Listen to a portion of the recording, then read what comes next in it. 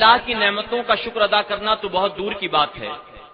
اگر ہم اور آپ اللہ کی دی ہوئی نعمتوں کو شمار کرنا چاہیں، کاؤنٹ کرنا چاہیں، تو پوری زندگی گزر جائے گی، لیکن ہم اللہ کی نعمتوں کی گنتی بھی نہیں کر سکتے ہیں کہ مولا نے ہم کو اتنی نعمتیں عطا فرمائی۔ میرے پیارے آقا علیہ الصلوۃ والتسلیم کے پیروانوں، میں آپ کے سامنے آج انشاءاللہ جوانی کی حفاظت کے حوالے سے کچھ باتیں پیش کروں گا۔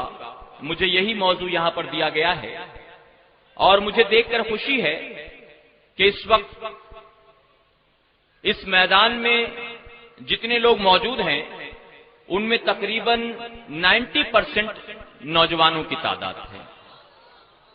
میرے پیارے آقا علیہ الصلوۃ والتسلیم کے پیروانوں، میری درخواست ہے کہ بھرپور توجہ سے سنیں اس کی بات۔ اس کی وجہ یہ ہے کہ جو میدان میں موجود ہیں وہ بھی نوجوان ہیں، جنہوں نے اس اجتماع کو منعقد کیا وہ بھی نوجوان ہیں، اور آپ کے سامنے جو خطاب کرنے کی غرض سے حاضر آیا ہے وہ بھی 60-70 سال کا کوئی بوڑھا نہیں بلکہ وہ بھی نوجوان ہے۔ اگر کوئی بوڑھا نصیحت کرے نوجوانوں کو تو ممکن ہے کہ نوجوان اس کی باتوں پر عمل نہ کریں اور یہ سوچیں کہ آپ بوڑھے ہو گئے اس لیے ایسی بات کرتے ہو، آپ اگر جوان ہوتے تو ایسی بات نہ کرتے۔ ایک جوان جب گھر سے نکلتا ہے تو دنیا کی رنگینیاں اسے دعوت دیتی ہیں، دنیا کی برائیاں اسے اپنی طرف بلاتی ہیں، دنیا کی موہ مایا ایک جال لے کر اس کے انتظار میں کھڑی رہتی ہے۔ تو بوڑھا کسی نوجوان کو اگر نصیحت کرے تو یہ بہت آسان ہے، اور نصیحت اس کی بات کو نہ مانے یہ بھی ممکن ہے۔ میرے پیارے جوان اس کی بات کو نہ مانے یہ بھی ممکن ہے، لیکن جب آپ کے سامنے یہ تمام باتیں کہنے والا ایک جوان ہے تو امید کرتا ہوں کہ اللہ رب العزت آپ کو ضرور اس پر عمل کی توفیق عطا فرمائے۔ میرے پیارے آقا علیہ الصلوۃ والتسلیم کے پیروانوں، جوانی ایک اللہ کی دی ہوئی بہت بڑی نعمت کا نام ہے۔ اللہ کے محبوب جناب محمد رسول اللہ صلی اللہ علیہ وسلم نے ارشاد فرمایا، کچھ چیزوں کو کچھ چیزوں سے پہلے اللہ کی نعمت سمجھا کرو۔ آقا فرماتے ہیں، صحت کو بیماری سے پہلے اللہ کی نعمت سمجھو، دولت کو تنگ دستی سے پہلے اللہ کی نعمت سمجھو، زندگی کو موت سے پہلے اللہ کی نعمت سمجھو، وقت کو مصروفیات سے پہلے اللہ کی نعمت سمجھو، تندرستی کو کمزوری سے پہلے اللہ کی نعمت سمجھو، اور آقا فرماتے ہیں جوانی کو بڑھاپے سے پہلے اللہ کی نعمت سمجھو۔ آقا نے فرمایا جوانی اللہ کی دی ہوئی نعمت ہے۔ ہم نے کیا سمجھا؟ ہم نے سمجھا جوانی عیش و عشرت کے لیے ہے، جوانی دنیا کی رنگینیوں کا مزہ لوٹنے کے لیے ہے، جوانی مزے کرنے کے لیے ہے، اپنی نفسانیات کو پورا کرنے کے لیے ہے۔ میرے پیارے آقا علیہ الصلوۃ والتسلیم کے پیروانوں، کسی جاہل شاعر نے یہ کہا اپنے شعر میں جوانوں کے حوالے سے، وہ کہتا ہے، ابھی جوان ہو تم کیا نماز کیا روزہ، معاذ اللہ ثم معاذ اللہ، ابھی جوان ہو تم کیا نماز کیا روزہ، ابھی تو عمر پڑی ہے چلو شراب پیئیں، اللہ اکبر۔ یہ ایک اسلام کے باغی کا شعر ہو سکتا ہے، اسلام کے غدار کا شعر ہو سکتا ہے، یہ کسی جاہل کا شعر ہو سکتا ہے، لیکن وہ انسان جو اسلام سے وابستہ ہو، وہ جس نے اسلام کو اسٹڈی کیا ہو، وہ نوجوان اس طرح کی بات نہیں کر سکتا۔ میرے پیارے آقا علیہ الصلوۃ والتسلیم کے پیروانوں، اگر آپ حدیث مبارکہ کا جائزہ لو آپ کو پتہ چل جائے گا اللہ کے محبوب جناب محمد رسول اللہ صلی اللہ علیہ وسلم نے بوڑھوں کے لیے جو انعامات مقرر کیے ہیں، آقا نے اس کے مقابلے میں نوجوانوں کے لیے کئی گنا زیادہ انعامات کے انبار لگا دیے ہیں۔ بوڑھوں کو بھی انعام ملے گا لیکن جوانوں کو اللہ ان کے عوض میں زیادہ انعام عطا فرمائے گا۔ کیا آپ نے نہیں سنا؟ آقا ارشاد فرماتے ہیں کل بروز قیامت جب کوئی سایہ نہ ہوگا سوائے اللہ کی رحمت کے سائے کے، اللہ اس وقت 7 لوگوں کو اپنی رحمت کا سایہ عطا فرمائے گا۔ جانتے ہو ان 7 لوگوں میں کون ہوگا؟ آقا فرماتے ایک ایسا بھی نوجوان ہوگا جو جوانی میں نیک بن گیا ہوگا، جوانی میں عبادت گزار بن گیا ہوگا۔ ایک جگہ آقا فرماتے ہیں اس سائے کے اندر ایک نوجوان ایسا بھی ہوگا جس کو کسی خوبصورت دولت مند رتبے والی عورت نے زنا کی دعوت دی ہوگی، لیکن نوجوان نے اپنے آپ کو روک لیا ہوگا، بس یہ سوچ کر کہ نہیں میرا مولا ناراض ہو جائے گا، نہیں اللہ کے حبیب ناراض ہو جائیں گے۔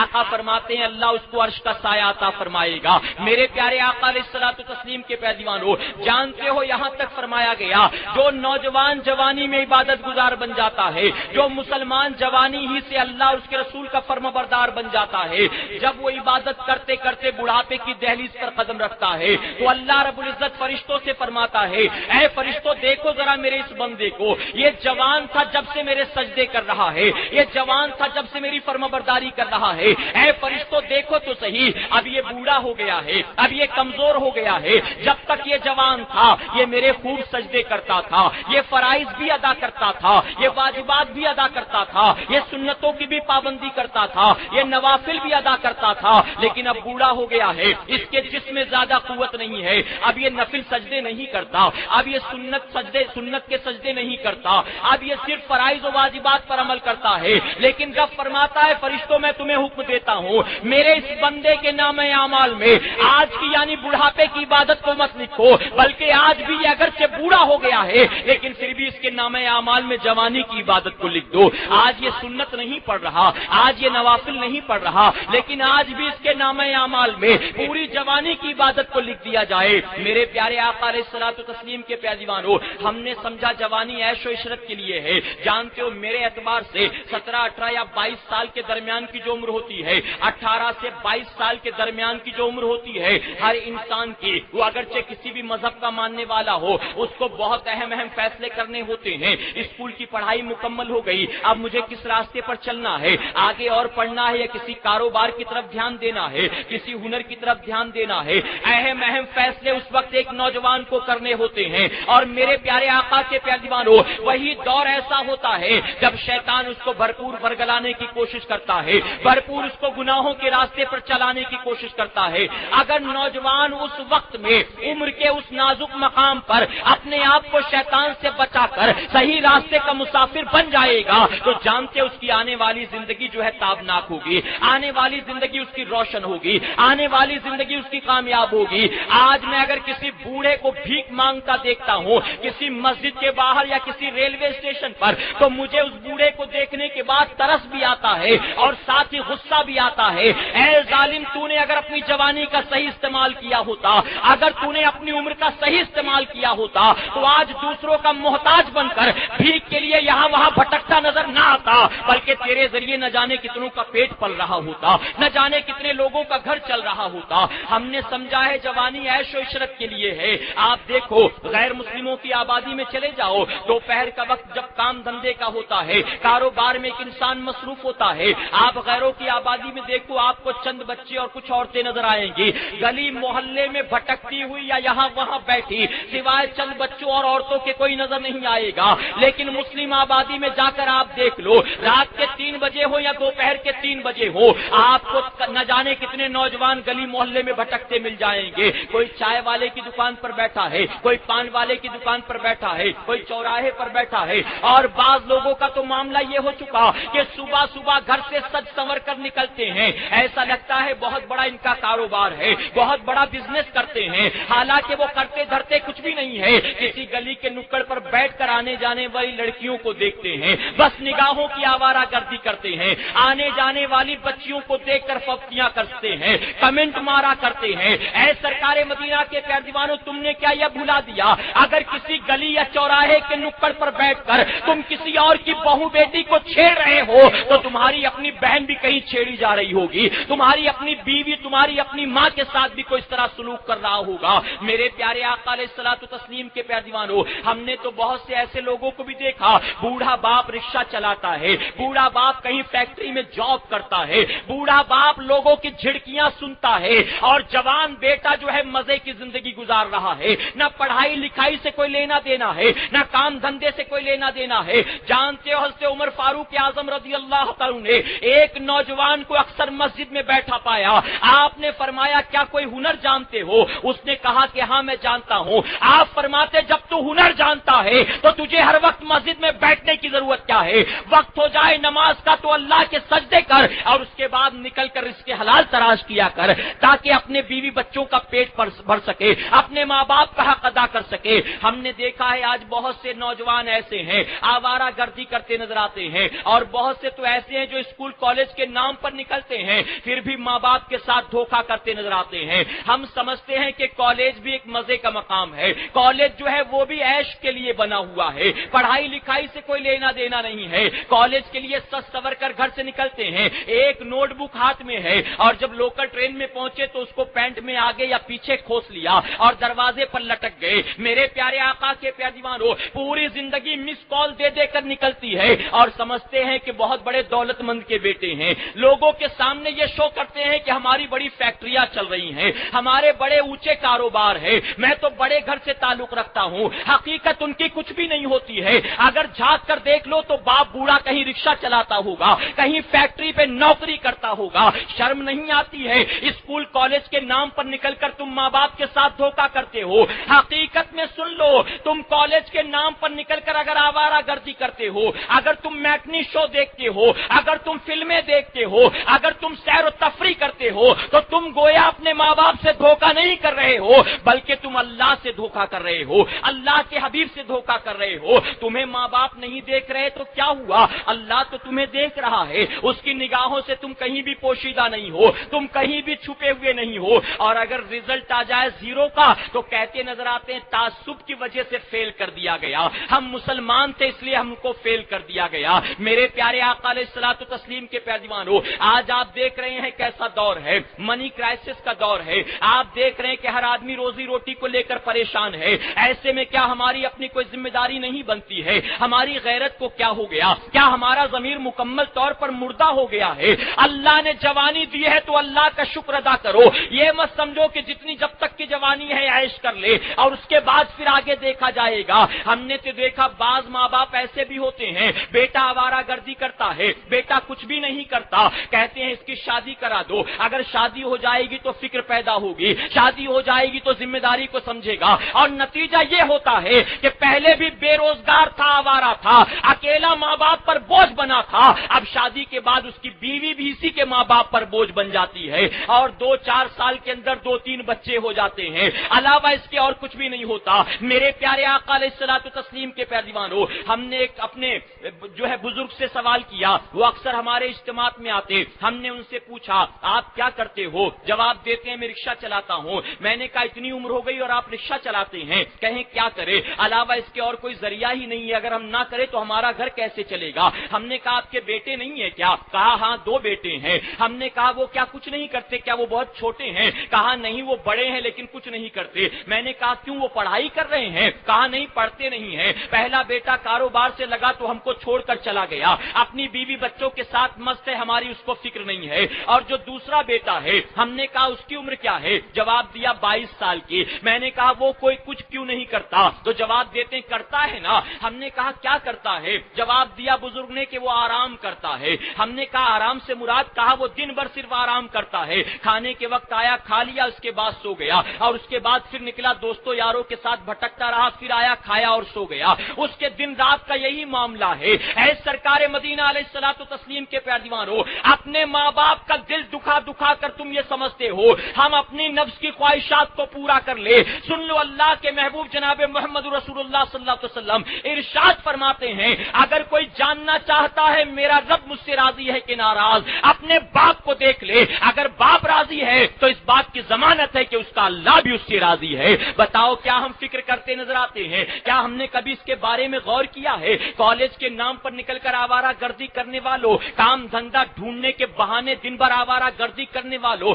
दोस्तों यारों की बुनियाद माँ बाप को बुरा भला कहने वालों, अपनी बीवी के चढ़ावे में आकर माँ बाप को गालियां देने वालों, क्या तुम्हें इस बात का डर नहीं है ये जिंदगी सिर्फ तुम्हारी हमेशा के लिए है? क्या तुम्हें कब्र में अल्लाह को जवाब नहीं देना? क्या तुम्हें मैशर में अल्लाह को हिसाब नहीं देना है? आखिर क्या सोच रखा है? हम अमृत पीकर आए हैं? अरे हमारी औकात क्या है? हमसे बड़े बड़े दुनिया में रुस्तम आए और दुनिया से गुजर गए। हम भी आज जिंदा हैं लेकिन कल तो जाने वाले हैं। जवानी को अल्लाह की नेमत समझो। जो बूढ़े आज आपको नजर आ रहे हैं, कल तक वो भी जवान हुआ करते थे, आज वो बूढ़े हो गए हैं। आने वाले दिनों में हम भी बूढ़े हो जाएंगे। मेरे प्यारे आका अलैहिस्सलातु तस्लीम के प्यारे दीवानों, रिटायर्ड होने के बाद कोई नमाजी बन गया तो क्या कमाल किया, बूढ़ा होने के बाद कोई سجدوں مسجد میں آنے جانے لگا تو کیا کمال کیا. اگر غوث اعظم کی زندگی کو دیکھ لو, غوث اعظم بوڑھے ہونے کے بعد عبادت گزار نہیں بنے. اگر آپ خواجہ کی زندگی کو دیکھ لو, خواجہ بوڑھے ہونے کے بعد نماز کے پابند نہیں ہوئے, بلکہ اللہ کا ایسا فضل و کرم تھا, ان کی جوانی گزری ہے تو شریعت و سنت کے دائرے میں گزری ہے, ان کا بچپنا گزرا ہے تو شریعت و سنت کے دائرے میں گزرا ہے. آؤ میں آپ سے ایک بات عرض کرنا چاہوں, ایک حکایت کے ذریعے ممکن ہے میری بات کچھ حد تک آپ کی سمجھ میں آئے. جو والدین یہاں بیٹھے ہیں میں ان سے بھی گزارش کروں گا, اگر آج آپ کا بچہ آپ کا فرما بردار نہیں ہے, آج آپ کا بیٹا آپ کی بات نہیں مانتا, آج آپ کا بیٹا اگر آپ کے ساتھ گالی گلوز یا آوارہ گردی کرتا ہے تو میں کہوں گا بیٹا بلا شبہ قصوروار ہے, لیکن تنہا اس میں بیٹے کا ہاتھ نہیں ہے, کافی حد تک اس میں ماں باپ کا بھی ہاتھ ہے. ماں باپ نے جس طرح تربیت کرنی چاہیے تھی تربیت نہیں کی ہے, جس طرح سے اس کو پالنا چاہیے تھا ماں باپ نے نہیں پالا ہے. ماں باپ کی کوشش ہوتی ہے بیٹا ہمارا فرما بردار ہو جائے, بیٹا ہمارا فرما بردار ہو جائے, نتیجے میں کچھ بھی میسر نہیں آتا. قسم خدا کی اگر والدین نے اپنے بیٹے کو اپنا فرما بردار بنانے کی کوشش نہ کی ہوتی بلکہ اللہ اور اس کے رسول کا فرما بردار بنایا ہوتا, تو اگر بیٹا اللہ اس کے رسول کا فرما بردار ہوتا تو اپنے ماں باپ کا کبھی غدار نہیں ہو سکتا تھا, وہ اپنے ماں باپ کا بھی فرما بردار ہوتا, اپنے ماں باپ کا بھی اطاعت گزار ہوتا. ذرا دیکھو بصرہ کی سرزمین پر ایک بزرگ رہتے ہیں, اکثر ان کے جسم سے خوشبو آیا کرتی, بڑی عظیم خوشبو تھی, ایسی خوشبو جو دور دور تک پھیلتی. اگر کسی گلی سے آپ کا گزر ہوتا تو اس خوشبو کی بنیاد لوگ سمجھ جاتے تھے فلاں بزرگ یہاں سے ابھی ابھی گزرے ہیں. ایک نوجوان نے ایک مرتبہ دامن کو پکڑ لیا, عرض کرنے لگا اے اللہ کے نیک بندے ذرا بتا تو کون سی خوشبو کا استعمال کرتا ہے. بزرگ فرماتے تو مجھ سے یہ سوال کیوں کرتا ہے. نوجوان کہنے لگا میں خوشبوؤں کا بڑا شوقین ہوں, اپنا اچھا سے اچھا مال خرچ کر کے دور دراز سے میں خوشبو منگاتا ہوں, لیکن آپ کے جسم سے جو خوشبو آتی ہے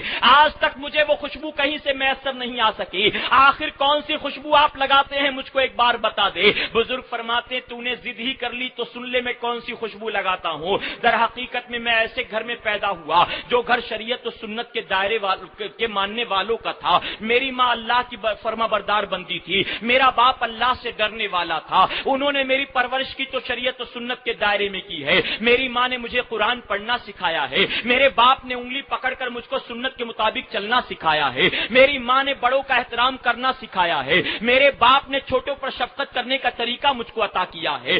اسی ماحول میں میری پرورش ہوتی رہی, حتیٰ کہ میں جوانی کے دہلیز پر قدم رکھنے والا تھا. میرے والد نے مجھ سے ایک بار کہا بیٹے اب تم جوان ہو گئے ہو, تمہیں کچھ کاروبار کرنا چاہیے. کہتے ہیں میں نے اپنے والد کی اس بات پر رضا ظاہر کر دی, آپ جو بھی میرے حق میں مناسب سمجھے میں اس کو پسند کروں گا. کہتے ہیں میرے والد نے مجھے بازار لے جا کر ایک کپڑا بیچنے والے کی دکان پر ملازمت میں رکھ دیا, نوکری پر رکھ دیا. وہ کہتے ہیں میں وہاں نوکری کرنے لگا, صبح سے نکل جاتا تھا ماں کی دعائیں لے کر, دن بھر جا کر اس دکان پر نوکری کرتا تھا. جو کچھ بھی محنتانہ مزدوری میسر آتی تھی گھر لوٹتا ماں کے قدموں میں ڈال دیتا تھا. ماں ہاتھ اٹھا کر دعا کرتی, میں دن بھر کی تھکان بھول جایا کرتا تھا. زندگی بڑے اطمینان و سکون کے ساتھ گزر رہی تھی. ایک دن ایسا ہوا دوپہر کا وقت تھا, دکان پر میں تھا اور دکان کا مالک تھا. ہم دونوں کے علاوہ تیسرا کوئی نہیں تھا. ایک بوڑھی عورت دکان پر آئی, اس نے ہمارے مالک سے سودا طے کیا. میں چند کپڑوں کے گٹھر نکالتی ہوں, اس نوجوان کے کاندھے پر رکھ کر اس کو اپنے ساتھ لے جاؤں گی. ہماری جو راجکماری ہے, ہماری جو ملکہ کی بیٹی ہے, وہ ان کپڑوں کو دیکھے گی, جو پسند کر لے گی ہم اس کو رکھ لیں گے اور اس کی قیمت دے دیں گے, اور جو بچے ہوئے کپڑے ہوں گے یہ لڑکا واپس لے کر چلا آئے گا. کہتے ہیں دکان کے مالک نے سودا طے کر لیا. اب اس عورت نے چند کپڑوں کے گٹھر نکالے, میں اس کو اپنے کاندھے پر رکھ کر عورت کے پیچھے پیچھے ہو لیا. اے نوجوانوں بہت غور سے سنیے گا اور دل کے نہا خانے میں جگہ دینے کی کوشش کریے گا. قسم خدا کی یہاں موجود تمام لوگوں میں اگر ایک نوجوان کے دل میں بھی یہ بات گھر کر گئی تو اللہ تبارک تعالیٰ اس محفل میں آنا ہم سب کا ضرور قبول فرما لے گا. میرے پیارے آقا کے پیادیوانوں, بزرگ فرماتے ہیں میں اس کے پیچھے پیچھے ہو لیا, یہاں تک کہ ایک محل کے دروازے پر پہنچ کر میں ٹھہر گیا. عورت اندر داخل ہو گئی. تھوڑی دیر کے بعد اس نے مجھ کو بلایا, ایک کمرے میں لے جا کر مجھ کو بٹھا دیا. آپ فرماتے ہیں میں اس کمرے میں بیٹھا تھا, وہ عورت چلی گئی. چند لمحات گزرے تھے کہ ایک نوجوان خوبصورت لڑکی کمرے کے اندر داخل ہوئی. تھی. کمرے میں آنے کے بعد اس نے اندر سے کمرے کا دروازہ بند کر دیا. میں حیران رہ گیا معاملہ کیا ہے؟ کپڑے پسند کرنے کے لیے کمرے کا دروازہ بند کرنے کی ضرورت کیا ہے؟ کہتے ہیں میں مزید حیران رہ گیا یہ دیکھ کر. وہ نوجوان لڑکی آئی اور بالکل قریب میں میرے آ کر بیٹھ گئی. فرماتے ہیں جب وہ قریب بیٹھی تو میں کھڑا ہو گیا. اس نے میرے ہاتھوں کو پکڑ لیا. میرا جسم خوف خدا میں لرزنے لگا. میں کانپنے لگا. اس نوجوان لڑکی نے کہا کہ نوجوان پریشان مت ہو. در حقیقت میں کپڑا منگانا تو صرف بہانہ تھا. میں تیرے سامنے اپنی محبتوں کا اظہار کرنا چاہتی ہوں.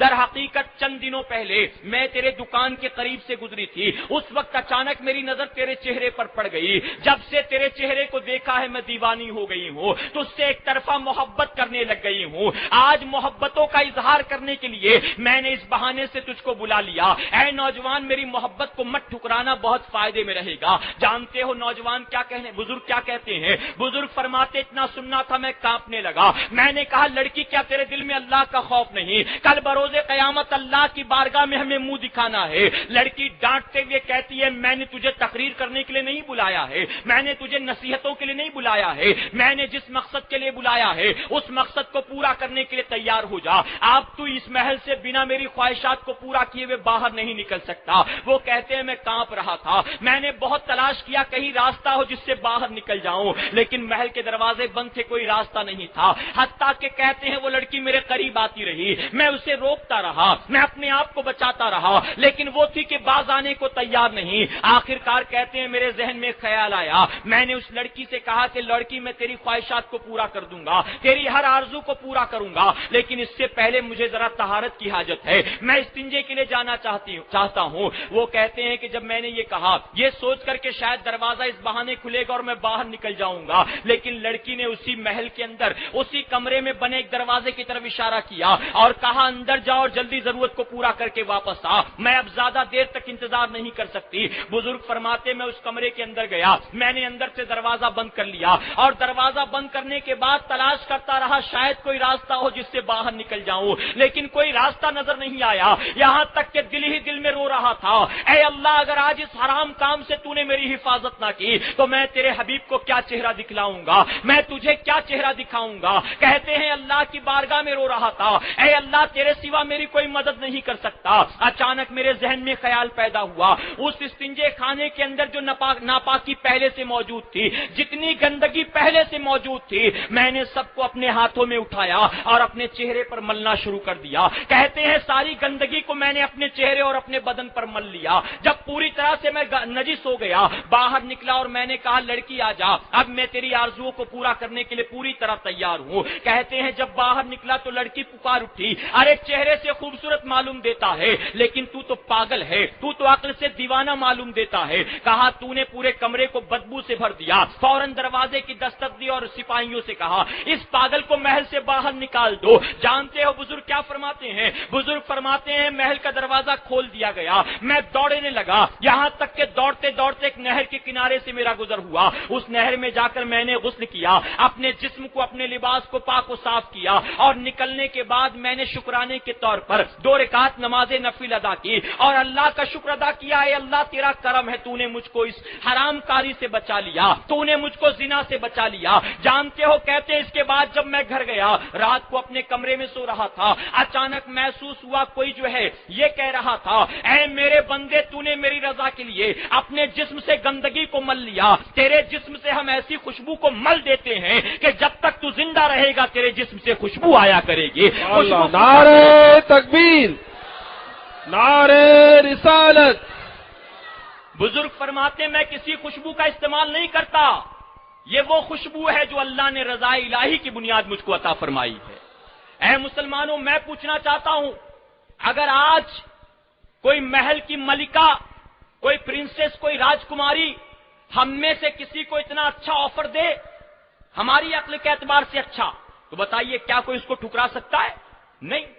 ہر کوئی کہے گا کیا فرق پڑتا ہے، نفسانی خواہشات بھی پوری ہوگی، مال بھی ملے گا، ایک اس سے کانٹیکٹ بھی ہو جائے گا.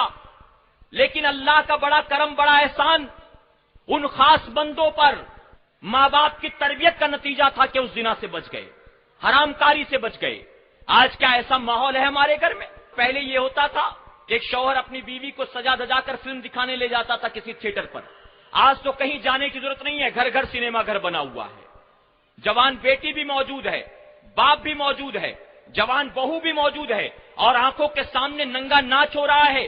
اور یانیت کا سارا ماحول گھر کے اندر پیدا کر دیا گیا. تو پھر کس بات کی آپ امید کرتے ہو؟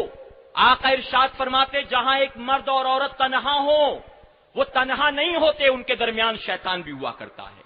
اور ام المومنین عائشہ صدیقہ رضی اللہ تعالیٰ عنہ فرماتی ہیں کہ اگر کسی کے گھر میں محرم موجود نہ ہو تو تم ان کے گھر ہرگز ہرگز نہ جاؤ.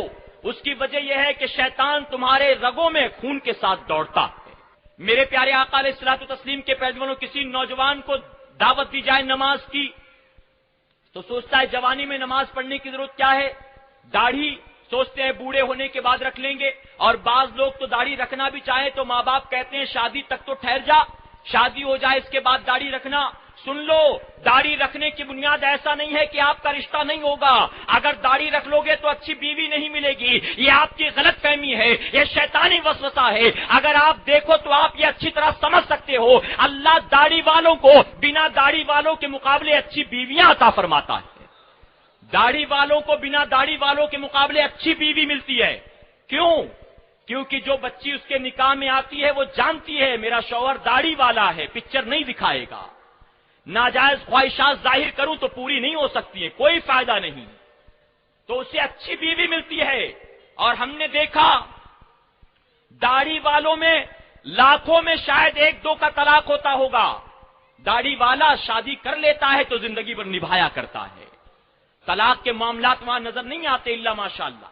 لیکن میرے پیارے آقا علیہ الصلوۃ والتسلیم کے پیروانوں, ہم تو کلین شیو رہنے میں, سمارٹ بننے میں خوشی محسوس کرتے ہیں. ہر آدمی کسی نہ کسی کو اپنا آئیڈیل بنایا ہوا ہے. اور ایسی آبادی جہاں پر آپ دیکھیں جھگی جھوپڑی اسلم ایریا ہو, وہاں پر تو دوست احباب, جہاں پر فرینڈ سرکل ہو, آپس میں ایک دوسرے کو بڑا خوش کرنے کے لیے ارے یہ تو فلاں ہیرو کی طرح دکھتا ہے, یہ تو فلاں ہیرو کی طرح دکھتا ہے, وہ اس کو عامر خان کہہ کے بلاتا ہے, وہ اس کو شاہ رخ خان کہہ کے بلاتا ہے, آپس میں خوش رہتے ہیں. اے سرکار مدینہ علیہ الصلوۃ والتسلیم کے پیروانوں, اپنے آپ کو کسی فلم سٹار کی طرح بنانے کی کوشش مت کرو. اگر فلم سٹار کی طرح بناؤ گے تو سن لو, کل بروز قیامت انہی شرابیوں, انہی زانیوں کے ساتھ جہنم میں جھونک دیے جاؤ گے. اگر بنانا ہے تو اپنے آپ کو غوث اعظم کا غلام بنانے کی کوشش کرو. بنانا ہے اپنے آپ کو تو خواجہ کا سچا شہدائی بنانے کی کوشش کرو. اور یہاں ایک بات عرض کروں گا, چپتی ہوئی ہے برا مت مانیے گا, صرف بزرگوں کے نام کا نعرہ لگا لینا کافی نہیں ہے, صرف مسلک اعلیٰ حضرت کا نعرہ لگا لینا کافی نہیں ہے, صرف غوث و خواجہ کے دامن کو پکڑنے کا نعرہ لگانا کافی نہیں ہے. ذرا نعرہ لگانے سے پہلے سوچا کرو ہم جن کے نام کا نعرہ لگانے جا رہے ہیں کیا ان کے نقش قدم پر ہم دور دور تک بھی کہیں نظر آ رہے ہیں؟ صرف نعرہ لگا لینا کافی ہے. ہم نعرہ لگائیں گے وہ خوش ہو جائیں گے. جو تقریر کر رہا ہو, مقرر کی حوصلہ افزائی کے لیے نعرہ لگانا ٹھیک ہے. جذبات جو اندر ابل رہے تھے اس کو دبا دینے کے لیے نعرہ لگا لینا کافی ہے. لیکن اے سرکار مدینہ کے پیروانوں, نعرہ لگانے سے پہلے سوچا کرو ہم جن کے نام کا نعرہ لگا رہے ہیں کیا ان کے نقش قدم پر ہیں؟ چاہے غوث اعظم ہو, چاہے خواجہ خواجگاہ ہو, چاہے امام اعظم ابو حنیفہ ہو, چاہے اعلیٰ حضرت عظیم البرکت ہو, چاہے حضور مفتی اعظم علیہ رحمت رضوان ہو. بتاؤ یہ سب کے سب بوڑھے ہونے کے بعد نیک بنے, بوڑھے ہونے کے بعد نمازی بنے, بوڑھے ہونے کے بعد کیا انہوں نے چہرے پر داڑھی سجائی؟ نہیں. تاریخ میں شاید ہی کوئی ایسا واقعہ دکھا سکو کہ اللہ نے کسی کو بڑھاپے میں توبہ کی توفیق دی. اللہ کے جتنے برگزیدہ بندے تاریخ میں گزرے ہیں آپ ان کو دیکھو تو آپ پاؤ گے یا تو بچپن میں نیک ہو گئے تھے یا تو جوانی میں نیک ہو گئے تھے. اور جس قوم کا جوان بیدار ہو جاتا ہے پوری کی پوری قوم بیدار ہو جایا کرتی ہے. تحریک سنی دعوت اسلامی جوانوں کی تحریک کا نام ہے. آپ دیکھیں تو ہماری تحریک میں اکثر آپ کو نوجوان نظر آئیں گے. ہم اپنے بزرگوں کے سائے میں, ان کی دعاؤں کے سائے میں رہ کر دین کا کام کر رہے ہیں. اے نوجوانوں, میں آپ تمام سے یہ گزارش کروں گا, بھانڈوپ کی سرزمین پر ہونے والے سنی دعوت اسلامی کے سنی اجتماع میں آپ آئے ہو تو یہاں سے یہ طے کر کے اٹھنا, آئے تھے تو زندگی جیسے بھی تھی اب یہاں سے جا رہے ہیں تو حقیقت میں خواجہ کے غلام بن کر جائیں گے انشاءاللہ. امام حسین کا نام صرف لینا کافی نہیں ہے. امام حسین نے اپنے جوان بیٹوں کو قربان کرا دیا ہے کہ نہیں؟ یہ نہیں سوچا جوان ہے اس کی شادی ہو جانے دو, بہت ساری خوشیاں دیکھنی باقی ہیں. یہاں تو ہم نے دیکھا بہت سے لوگ بوڑھے ہو جاتے ہیں، چہرے پر داڑھی نہیں رکھتے ہیں، اللہ اکبر، بوڑھے ہو جاتے ہیں۔ میرے پیارے آقا کے پر آخری بات عرض کر کے گفتگو ختم کروں گا، میری بات سمجھ میں آ رہی نا آپ کے؟ ذرا ایک مرتبہ محبت سے درود شریف پڑھ لیں، اللہم صلی علی محمد وآلہ الف الف مرہ۔ میرے پیارے آقا کے پیروانوں، جوانی اللہ کی نعمت ہے، اللہ کی نعمتوں کا جتنا شکر ادا کرو گے مولا اپنی نعمت میں اتنی برکت عطا فرمائے گا، اتنی برکت۔ اور اگر تم نے اس کی نعمتوں کا مس یوز کرنا شروع کیا، اپنی نفس کے مطابق، اپنی مرضی کے مطابق تم نے اس کا استعمال کرنا شروع کیا، کیا تمہیں ڈر نہیں لگتا اللہ اپنی نعمت کو تم سے چھین لے تو بتاؤ کیا کر سکتے ہو؟ کیا کچھ کوئی کر سکتا ہے؟ سنو، حضرت موسیٰ علیہ السلام، آپ کی قوم میں ایک نوجوان تھا، ایسا غریب، ایسا مفلس کہ بیچارہ ایک وقت کھا لے تو دو دو تین تین دن تک کھانا میسر نہیں آتا تھا، فاقہ کشی میں زندگی گزر رہی تھی۔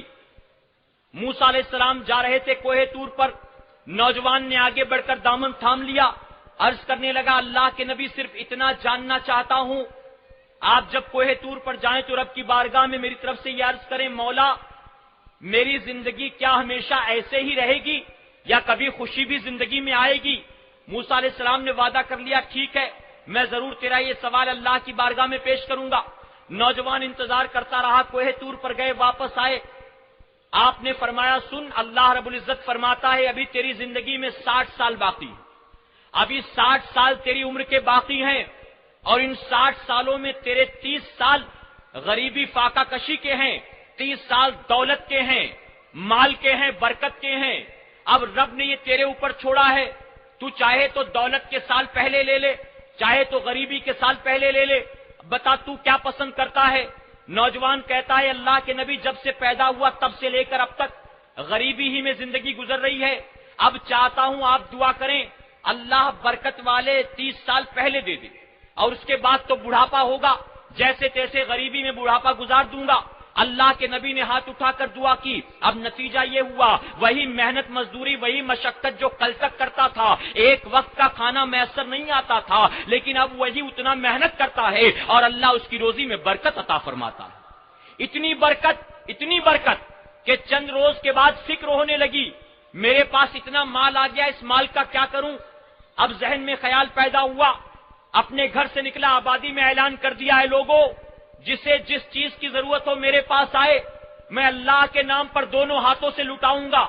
اب پتا چلا کہ دن بھر اس کے گھر کے باہر بھیڑ لگی رہتی غریبوں کی، دونوں ہاتھوں سے مال بانٹتا، اللہ برکت دیتا، لوگ دعائیں کرتے، اللہ برکت دیتا۔ نتیجہ یہ ہوا کہ چند دنوں کے بعد اس کی آبادی جو جھگی جھوپڑیوں کا گھر تھی، تمام پوری کی پوری آبادی محلوں میں تبدیل ہو گئی، غریب سے غریب عالیشان مکان بنا کر رہنے لگا، سب اچھا خاصا کھانے پینے لگے۔ میرے پیارے آقا کے پیروانوں، اللہ روزی میں برکت دے رہا تھا، وہ دن رات لوگوں میں بانٹ رہا تھا، یہاں تک کہ کاؤنٹ کرتا رہا، 30 سال پورے ہونے آ گئے۔ اب اس نے سوچا 30 سال ختم ہونے والے ہیں، تھوڑا سا مال بڑھاپے کے لیے رکھ لے۔ پھر ذہن نے ساتھ دیا، کہا کل تک کچھ نہیں تھا، اللہ نے روزی میں برکت دی، آج اگر تو نے اس کو رکھ بھی لیا تو ہو سکتا ہے مٹی ہو جائے، اللہ کے فیصلے کو کوئی بدل نہیں سکتا۔